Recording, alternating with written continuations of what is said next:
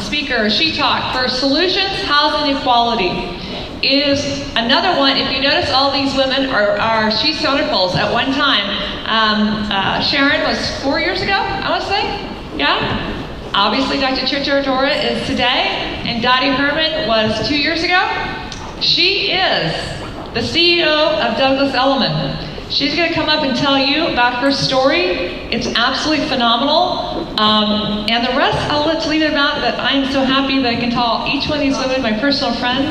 She's a phenomenal lady in the space of dealing with another side of aspect of real estate. Thank you. So I'll take it away, Dottie. Well, do I need a mic or can I? You can do it, you got it. Can I do this? Okay, first of all, I'm blown away by the first two speakers. I'm almost embarrassed to be here because my story and what I'm supposed to talk about is building a business. And of course, building it in the future probably will look a little different than when I built it.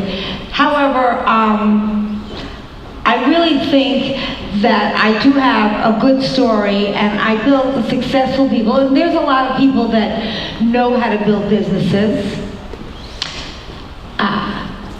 But I want to talk about building a successful business because anybody can really Google. I mean, you could go to Google and Google how to build a business or how to build a business plan, and it will give you the words and the exact way to do that. And then if you find people to support you, and I've gone to many things that were investor meetings where people that have new ideas come up and they talk about it and they try to get people to invest in them. So you can find out if you can sell something and you have an idea. But I really want to talk about something that I think, even being a smart person, some people miss. I am doing this an old-fashioned way because my teleprompter and my PowerPoints didn't arrive, so I'm going to kind of outlive it, but thank goodness I know what I'm speaking about since I wrote it. But I think numbers are really important, and obviously we have to put numbers together to raise money, we have to put projections together. But the people that really build successful businesses are usually passionate. They really want it. Sometimes it's not always the smartest person that wins. Okay, and they understand the word culture in business. Now, even though we hear about all this artificial intelligence, there's still people that have to run these businesses, at least for now. And culture is something that you might hear, but I worked for Merrill many years, and they would take their brightest guys and they'd put numbers together and they'd say 1 + 1 = 3, and they never really thought about the word culture. And I believe that culture is like a company mission statement, and in some sense, the culture of a company is the glue that keeps that company together. The number one key in building a successful business is passion. Obviously, I don't think anybody can be outstandingly successful if they're not really passionate about what they're doing. Persistence, because there's a lot of rejection. You see people when they're successful, but you don't know about all the times that they failed and people said no, not happening, you're not any good, and they just kept on going back. So being passionate is so important. It's what drove me. I could have never built a multi-million-dollar business without passion and without loving what I did. The truth is, if you don't act on your passion, though, you might have it, but if you don't act on it, then it's simply just an idea. And the idea might have legs initially, but ultimately will not gain traction. So you need to be, when you own a business, you need to be willing to eat, sleep, and breathe that business. And for women, I will say that it doesn't balance out equally. Like they say, oh, you can have it all, and I'm a great mother, I have kids, I'm a great husband, this, that, the other thing, I have a great business. Well, that's tough to do, and it's kind of a balancing act, and you can't say I have to go home okay, when you have a business and things and you need to be there. You earn building the business through hard work and channeling your passion. Okay, I started my business when I was 29 years old. And I'm going to tell you a story that when I talk about this story, people don't even believe it. And sometimes I don't believe it. And therefore, I talk about it because I tell people anything is possible. And when you're 29 years old, you really don't know what you can't do. And you don't necessarily know what's impossible. So I was working for Merrill Lynch, and it was a great company to work for. But they decided they wanted to get out of the real estate business, and I was very upset. I loved working for that company.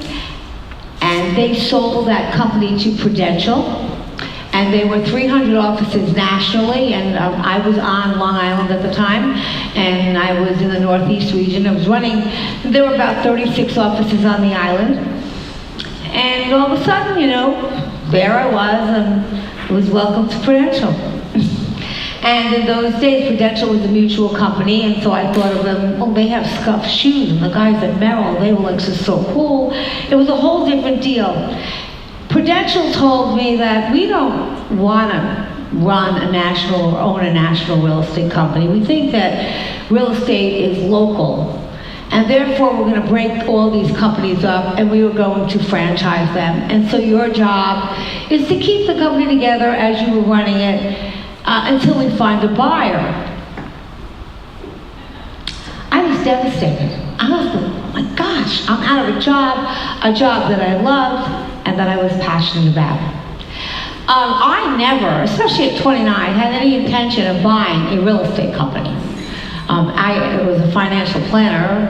That's how I ended it. I started with Merrill, and then when they got into the real estate business, no one wanted to be on that part of the business, so they put anyone who was newer, I guess, who they didn't really care about so much.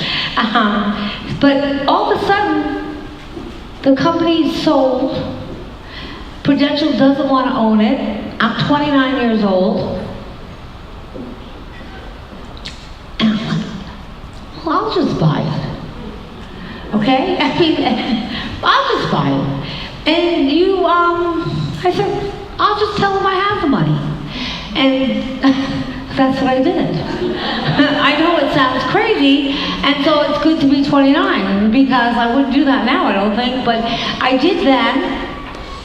And you know, you hear so many people plan things and plan businesses, and my point to this is sometimes opportunity knocks you in the head and people just don't see it. Now here I was divorced, I was a single mom, I had no money to speak of, so I think I had $1,000 if I had that in the bank. But I was young, and I was passionate, and I wasn't afraid of failing. I had nothing really to lose, actually, okay? But a lot of people are not only afraid of losing financial things, they're afraid of what people will say. Oh, you didn't make it.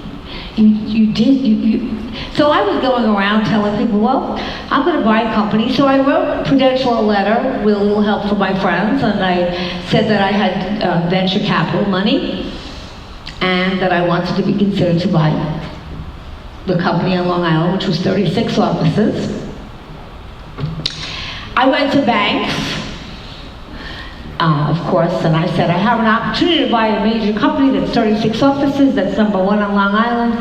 And of course, I really didn't have a business plan, and they asked me what I would guarantee it with, and I had no money, so the banks laughed in my face and thought I was insane. Okay, then I tried men, and I have to be sexist about this, because at the time, it was like these powerful men that I thought would love to have a real estate with their name on it. I was like, you can own this if you can help me get the money, and have your name plastered all over. And you know, I had a few bites, but nothing too seriously. But sometimes you just know. And in your gut, even if you haven't worked out all of the details in your head, I was positive. I said I'm going to do this. I was probably probably then the youngest person, and definitely at Merrill, and definitely running the company. And in my own company of about 1,700 real estate agents, I was definitely the youngest. They didn't have people start young in real estate then. And I stood in front of everyone because all of our competitors, now that we were sold, were trying to raid the company and steal people. Matter of fact, they would take out big ads in the New York Times that had a big ship, and that say, "Don't stay on the sinking ship." And I said to them, I'm buying this company. And in their hearts, they knew me, and they knew probably I didn't have any way of getting the money, but they wanted to believe in me, and so they did. I said, stick with me, don't leave. I'm buying the company, and together we're strong, and together we're gonna do this. And guess what? I didn't lose this one person. They stayed with me. I had to, though, then eventually convince Prudential when they found out I had no money, see, because I had told them I had venture capital money. And some of the ladies that worked with me had husbands that helped me do business plans and things of that nature. But when it really boiled down to it, eventually, about a year later, Prudential found out I had no money, and they said, well, we really can't do this. I said, but you have to. And then, of course, all the people in my company, all 1,700 or 1,800 of them, wrote petitions. They wanted me to run the company, and they wanted me to have it. And I said, I'm the best person, but I think that my passion came through to them, and I watched people try to push their businesses or try to get funding for it. And sometimes I say, well, they're not saying it well, they're not passionate about how they're projecting it. And passion counts. I borrowed at 29, 30, by that time I think I was 30, $9 million, $2.9 million in working capital, and no personal guarantees since I didn't have anything to guarantee. And that's the day I became an entrepreneur. And you might say, well, were you worried? And I really wasn't. I had nothing to lose. And I built, with the people, a powerhouse brokerage on Long Island, and then I opened up out in the Hamptons. And then, interestingly enough, and I come from a very middle-of-the-road, middle-class family, I was offered a lot of money back before the recession for me, and I walked away from it because I said, Robert Moses built bridges that linked the city, New York City, to Long Island, and there was no real estate that stretched from New York City to Long Island. They were all kind of local. I'm going to build a real estate company from Manhattan to Montauk. From my cold calling days, if I had a robot, I would have used them, or just to call. I would call and ask them if you're selling your home. In the old days, that's what they did. You selling your home, and people were home, and they didn't have answering machines, so they had to pick up the phone. They didn't have cell phones. So I actually cold called. The company was Douglas Elliman. It was run by a man named Andrew Farkas, who ran a public company called Insignia, which was a public company in commercial real estate. I said, would you sell your company? Now, this company wasn't for sale. He said, for $72 million, I will. And I had just become partners with a very smart businessman, because I knew to get even bigger, I really had to have somebody even greater and have a different background, with a man named Howard Lawber, who was a very big man, very successful, very brilliant. And I said, I don't want to sell this company. And he said, well, then don't. I have a lot of money. It doesn't matter to me. That's your call. And P.S., we borrowed from Prudential again, $72 million. And then I borrowed a second of $10 million. And this was in 9/11. This was 2001, the end of 2001. Now, when I think back of that year that we would be negotiating, because the deal that Insignia said, listen, we're not going to give you a contract. First person, there's other people that want to buy this company. First person that gets the contract wins.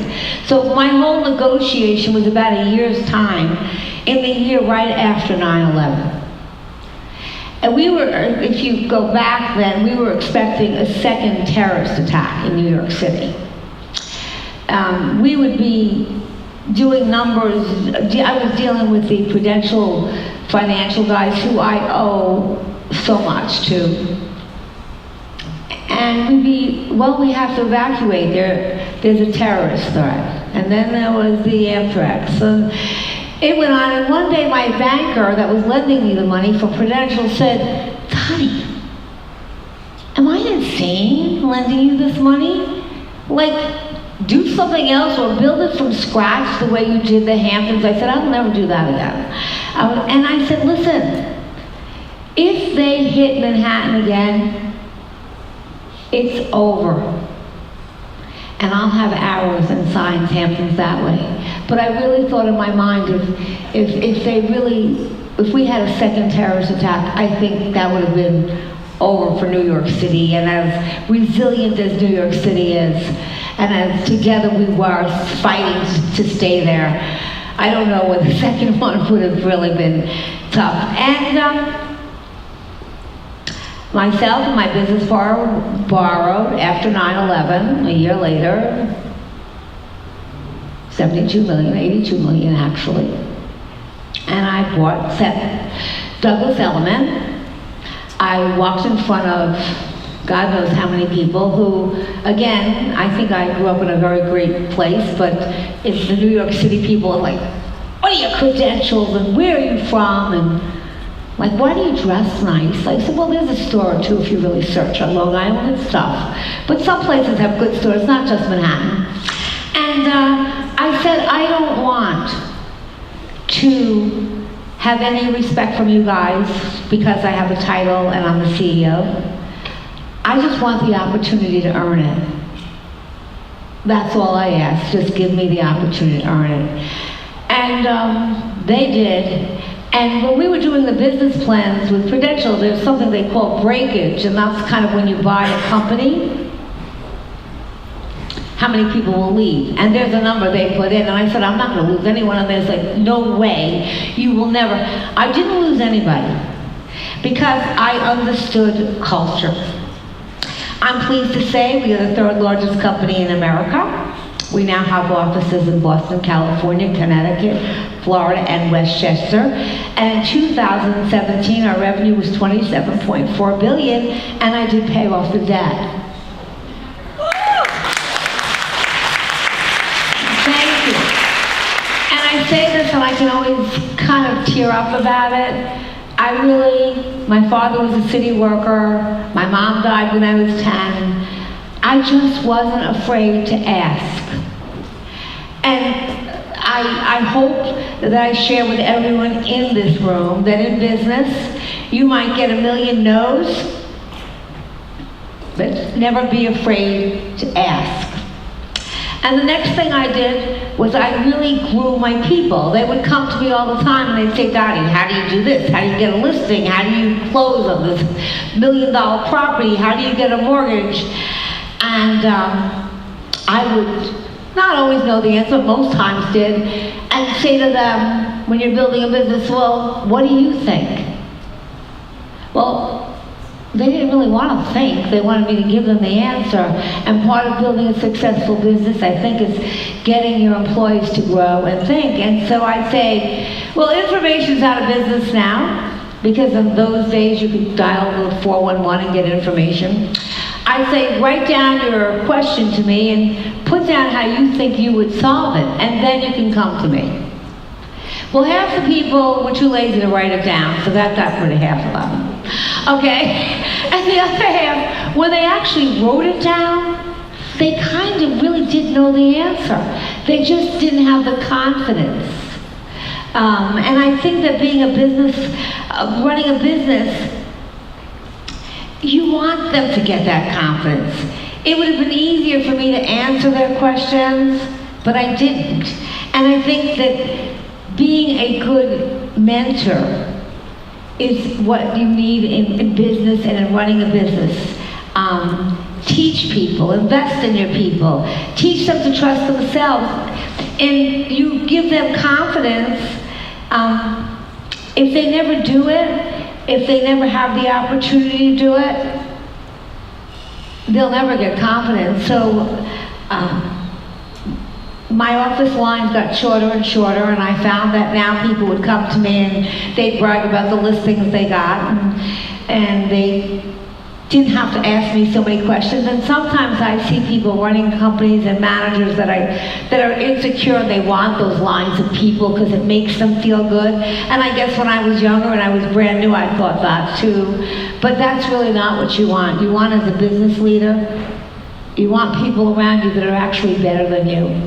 And you want them to be independent of you.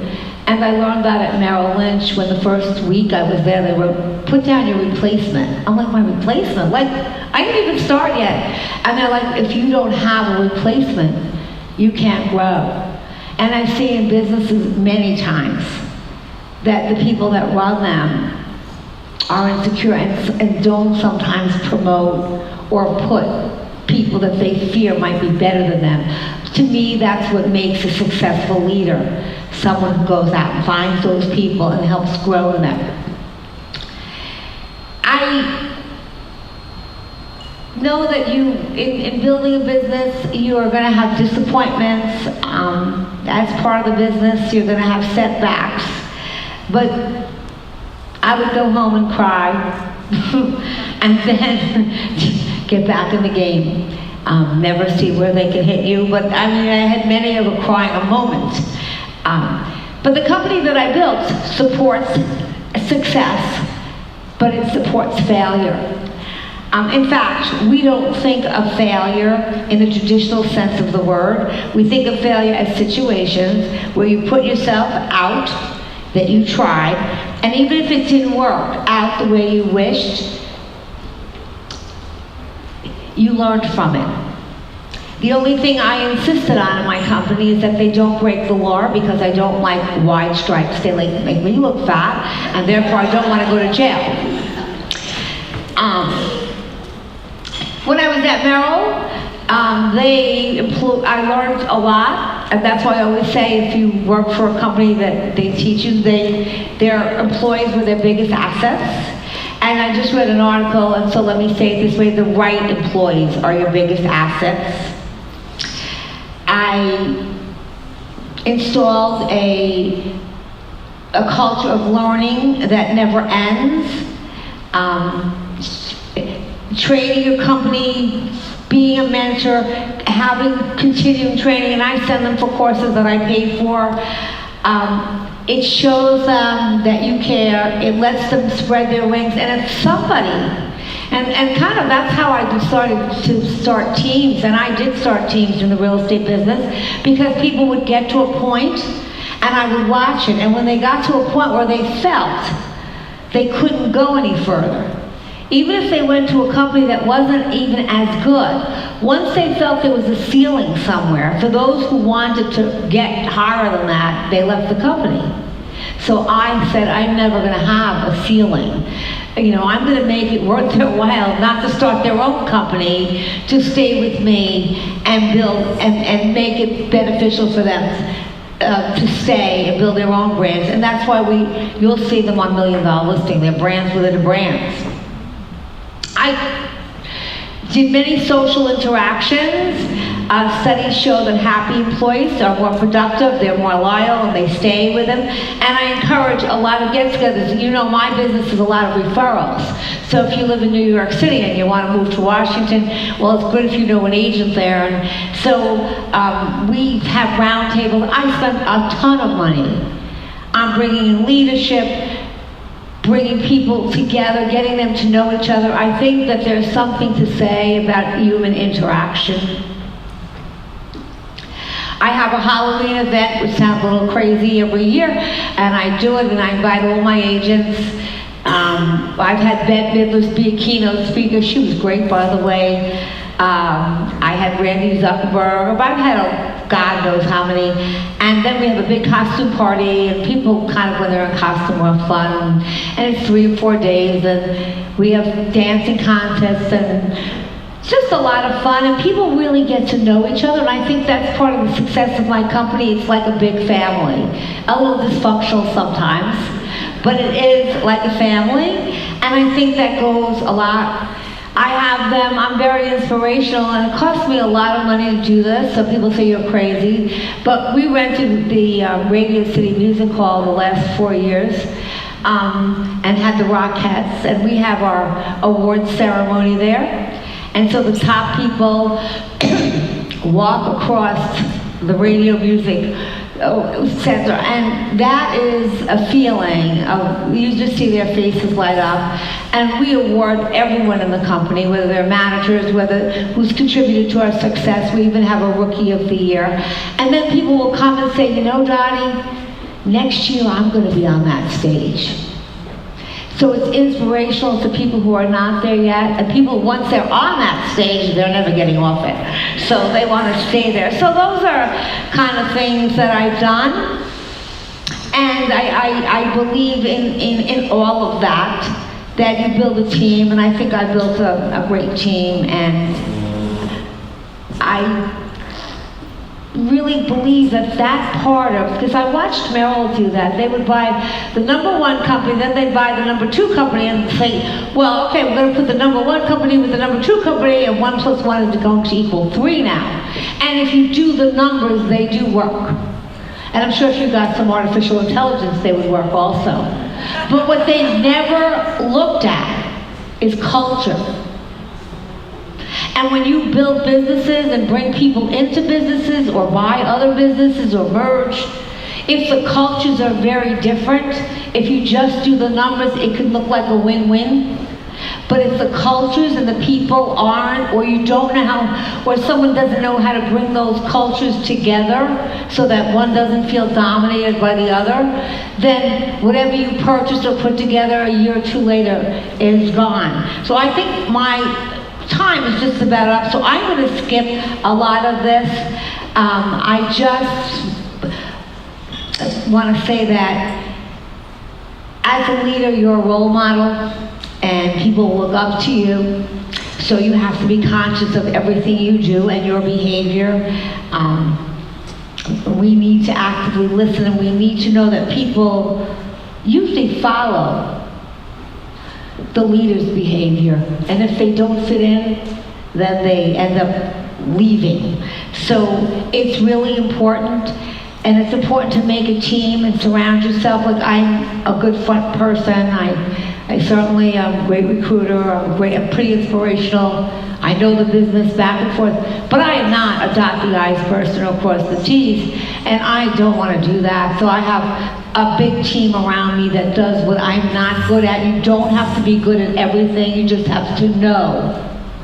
You just have to know to surround yourself with people that have skill sets that you don't have. And lastly, I need to talk 5 seconds about leadership in terms of being a female woman CEO, because there were many female sales agents. There were, I don't know too many, if there were 3 or 4 of that ran or were CEOs of big companies, and it's still it's better, but it's not there yet. I feel that's why I really feel a passionate and a responsibility to help women and to be a strong female role model. Because although things have gotten better, as everyone said before, they need to still come a long way. And when I sat at meetings and I was the only woman there, and I think men do speak a different language, by the way, I didn't look at myself as a woman. I just said, you know, I'm a business person, and I'm focused on doing the best job, and I tried to kind of block out some of the people that didn't take it that seriously. So I want to celebrate the fact that we are all women in this room for most part. strong and powerful, and we can all build successful businesses, and I think women, we all support each other and help out. But let's also celebrate the fact that we're all human beings, and I think that's what really bonds us, and that's what ultimately leads to our success in business and life for all of us, whether you're women and men. And I think we're kind of in a time in the world where it's got to come a little bit back together, and I think as leaders we all can help do that. So remember, find something you love, be persistent, make it happen, invest in your people, and be a strong role model.